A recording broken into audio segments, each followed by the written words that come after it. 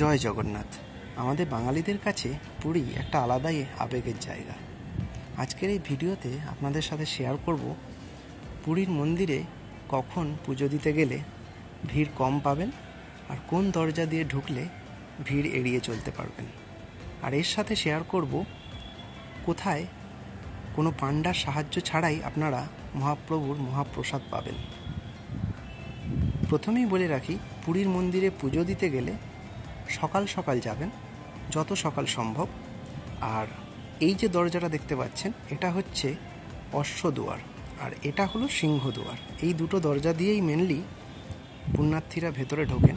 আর দেখতেই পাচ্ছেন যে সিংহদুয়ারে প্রচণ্ড ভিড়, তাই অশ্বদুয়ারটাকে আপনারা প্রেফার করবেন, ওখানে ভিড়টা কম থাকে।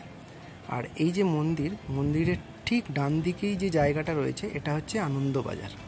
এখানে আপনারা জগন্নাথ মহাপ্রভুর যে মহাপ্রসাদ, সেই প্রসাদ কিন্তু পাবেন এবং খুবই সুলভ মূল্যে।